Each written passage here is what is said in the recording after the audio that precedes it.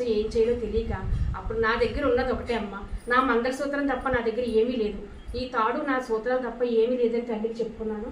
ఆ తల్లి ఆ సూత్రాలు తీసి నేను ఉండేలో వేసేసాను. ఆయన అమౌంట్ ఉపయోగించుకున్నారు. అలాగే శిఖరం పూర్తి చేసి ఆ ప్రతిష్టాపన కూడా పూర్తి చేయడం జరిగింది. అమ్మ సంకల్పం ఇప్పటి వరకు ఇలా తీసుకొచ్చింది.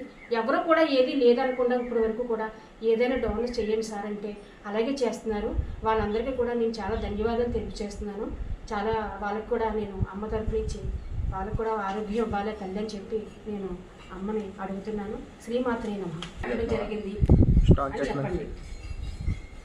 అమ్మగారు అయితే మీరు స్వయంగా మీ సొంత డబ్బులతో ప్రారంభించాం. మీకు వచ్చిన ఆలోచన ప్రకారంగానే పిల్లలు కూడా చదువు అయిపోయింది.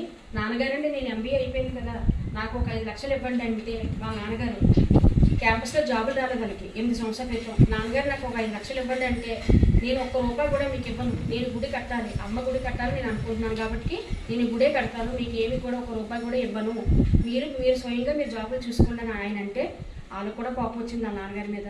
అయినా సరే వాళ్ళ జాబులు వాళ్ళు చూసుకున్నారు, వాళ్ళు సెటిల్ అయ్యారు, హైదరాబాద్లో ఉన్నారు, వాళ్ళు సాఫ్ట్వేర్ జాబ్ చేసుకుంటున్నారు.